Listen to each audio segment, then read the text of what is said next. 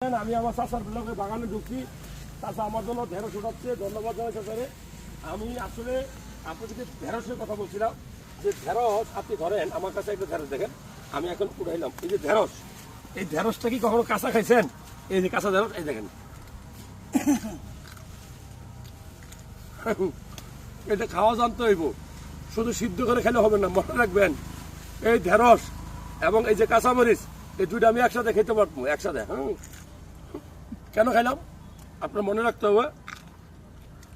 এই ঢেঁড়স প্রচুর শক্তিশালী একটা খাবার, বিশেষ করে ছেলেদের জন্য, যাদের পুরুষত্ব কমছে। আমি বলবো আপনাদের শুক্রাণুর কোয়ালিটি কমছে, আপনাদের টেস্টোস্টেরন কমছে, আসলে আপনি তো সবুজ শাকসবজি খান না। এই ঢেঁড়স অন্যতম। এই ঢেঁড়স আপনার ডায়াবেটিস কন্ট্রোল করে, এই ঢেঁড়স আপনার শুক্রাণু কন্ট্রোল করে, শুক্রাণুর পরিমাণ কোয়ালিটি বাড়ায়। এই ঢেঁড়স আপনার পায়খানা কষা থাকলে নরম করে। এই ঢেঁড়সে ভিটামিন সি আছে, ফাইবার প্রচুর আছে। যারা গ্যাস্ট্রিকের রোগী তাদেরকে আমরা বলি যে নিয়মিত ঢেঁড়স খাবেন, তো কাঁচা ঢেঁড়স খাওয়ার চেষ্টা করবেন। ভিডিওটা ভালো লাগলে শেয়ার করবেন।